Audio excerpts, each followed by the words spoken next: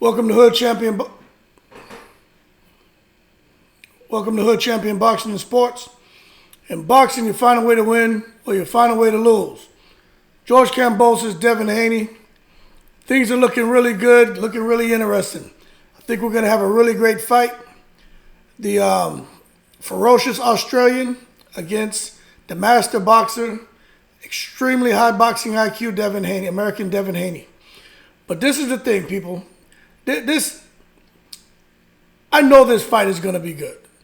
You know, forget the fact that they're both great fighters, have the perfect stylistic matchup to bring us, a lot of fireworks in the ring.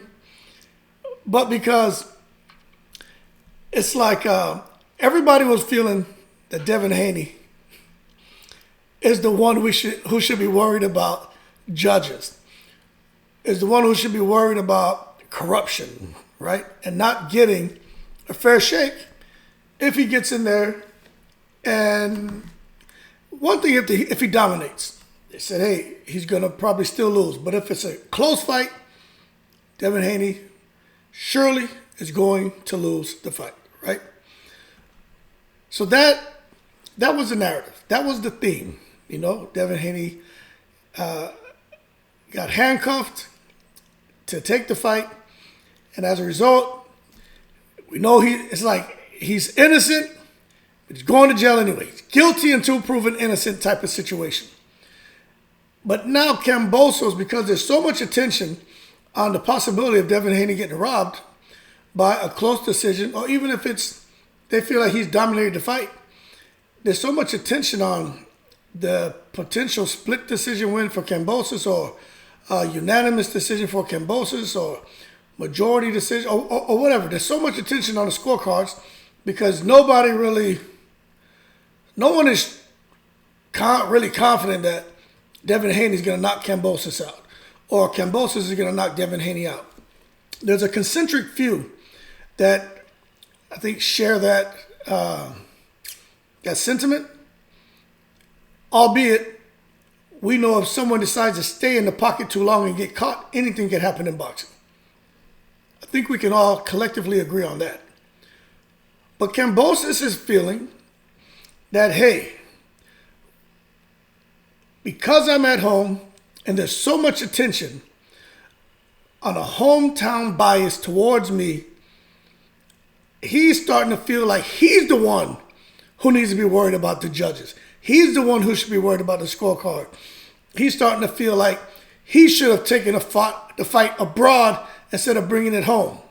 Because at home, now he feels like more than likely he's the one who's going to lose the fight if it goes to the scorecards. And to be honest with you, I don't know what to think about that. I'm not saying he's wrong. I'm putting myself in his shoes.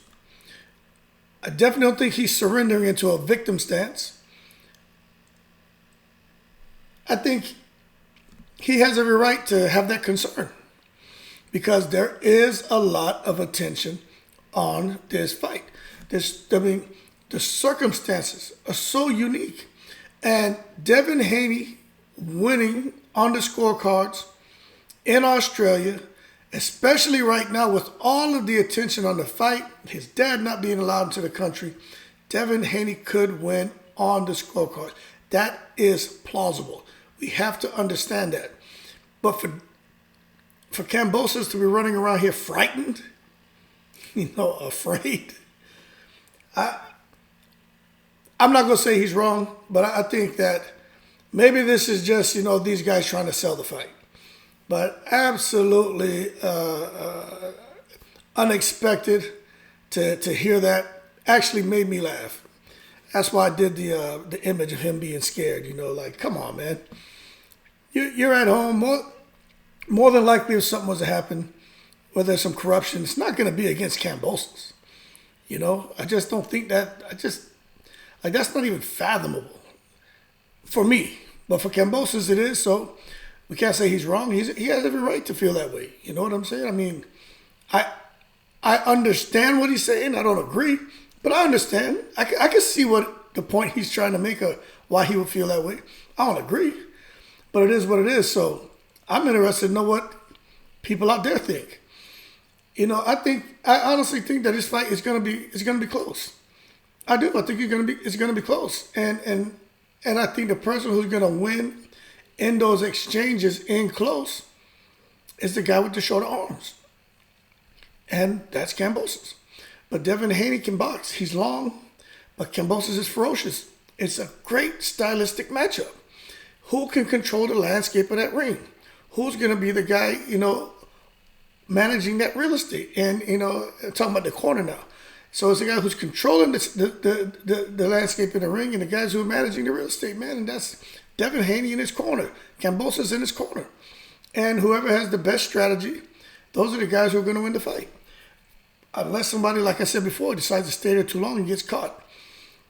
But I'm trying to think, man, have we ever seen where a fighter has been fighting at home and got robbed in their own backyard? I'm talking about not in another state. I'm talking about like in another country. See, this is where, I wasn't even planning on talking about that. Otherwise, I would have done my due diligence and researched that and had that information for you. But I'm just trying to think, just in that kind of mental Rolodex I have, that mental boxing Rolodex I have going on in my brain, and it's spinning right now, and I'm trying to think.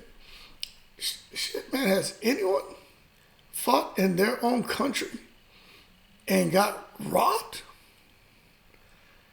Think about fighters from Japan, guys in Europe, Arthur Abraham, them guys in Germany, man. England, any of it. I'm just not sure that they were. I don't know. If you guys know, leave something in the comments. But I'm just not sure there's ever been a case. And I'll tell you right now, excuse my ignorance, okay? Because off the top of my head, I can't recall a scenario where a fighter went to someone else's homeland for a fight, and the hometown fighter got robbed on the scorecards. Now, a knockout is a knockout. That's why you don't leave it in the hand of the judges. And that's why there's all these sayings. You lose your right to complain.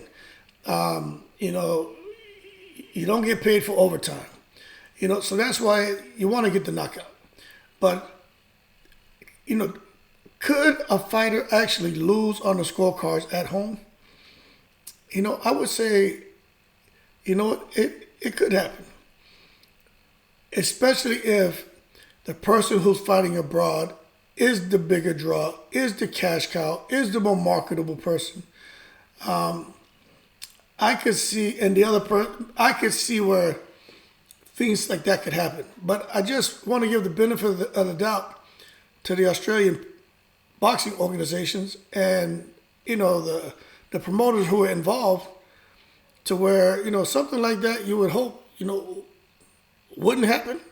Like, you really would hope it wouldn't happen to Haney, but to happen to Kambosos in Australia, I'm not really tracking that, But I do think, it tickled me a little bit to hear Kambosos talking like that. Because if you're watching the press conference, in the first one I said Kambosos got the upper hand. Called Devin Haney a rat. Talked about how him being disloyal to his fellow countrymen. But in the second meeting, Haney got him back. Just that one line where Kambosos was again. It's like in boxing, right? We all know if you punch a whole lot, you're gonna leave yourself open to being countered, right? You let your hands go too much, it's a chance you're gonna get hit with something.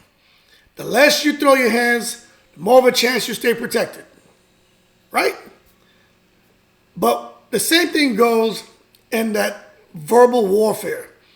The less you talk, the less of a chance of getting countered with something. The more you talk and not shut up, the more of a chance you're getting countered with something. And Kambosos has been doing a lot of talking. Sometimes 5 minutes straight talking about himself. Well, as a result, he got countered and countered hard. And I would say he got dazed. He probably took he took a standing 8 count with the verbal shot Devin landed on him. because Kambosos was going in on him, calling him a rat. It's actually getting old to hear the rat talk about Devin. But Devin, talking about he's not being loyal to his countrymen. And Devin was like, you say I was disloyal, and was basically caught saying like he was a traitor. He was like, but you sparred Manny Pacquiao to get Manny Pacquiao prepared for Jeff Horn. So if I'm disloyal, then you're disloyal because you did that to your own countryman. You helped somebody else prepare to come and beat him. And Jeff Horn said, Kambosos said, that's not the same thing. Oh, yes, it is the same thing. Disloyal, being a rat, being an informant, or whatever it is, whatever the hell Kambosos come up with out there, right? Whatever adjective you want to use to describe whatever Devin Haney did. If we're going to put it under an umbrella of not being patriotic and not showing loyalty to your countrymen, right? For giving somebody information or any way to give them an upper hand to beat them in a fight. It doesn't matter how you want to split hairs.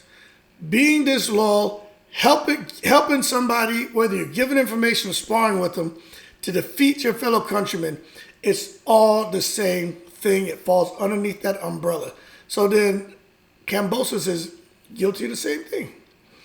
So when Devin Haney hit him with that, I started cracking up. And I was like, start giving the standing 8. 1, 2. Make him walk to the left. Make him walk to the right. Go backward. Come forward. Put your hands up. Kambosos had to take a standing 8 for that one. But who knows, man? Eddie Hearn is still out here jabbing his jaw, talking about he's worried about the judges. But Kambosos is the one now who's worried. And he shouldn't be worried about it, I don't think. I just think these guys need to get in there. And if there's so much concern about the damn judges, take it out of their hands. And I think that would give us, if you appreciate boxing, you're going to like to watch the style matchup. Devin boxing, staying on the outside, controlling the distance, controlling the real estate. Kambosos trying to slip and get inside those shots. Close in on him, let his hands go. But if they both decide to stand there and make it a brouhaha, outstanding, right? I just did a video, different boxing styles. Got the boxer puncher, got the brawler, got the slugger, got the swarmer. Let's see the swarmer and the brawler come out in both of them and give us a nice to-do. Let them scrap, let them squab, let them get busy. I would like to see it. But I'm going to go ahead and leave it as that. I think Kambosos is a little off beam to even, suggest that he's the one who could potentially get robbed in Australia by the judges when it comes to a close fight or, just going to the scorecards. I mean, blasphemous if you ask me, but I'm sure you guys have an opinion. I don't think anybody else is talking about this because I try to think outside the box. But when I hear stuff like that, just absolutely, just beyond comprehension in my opinion. I just don't see Kambosos getting robbed in his own country. And like I said, if there are judges who do something like that, they better get that damn that red-eye flight and get the hell out of the country because somebody may barbecue and cook them and feed their ass to a crocodile. And I'm just being real. That being said, like and subscribe if you enjoyed the video. Shout out to the veterans. Y'all keep safe. Looking forward to the fight. Enjoy the rest of your week. I'm in the breeze.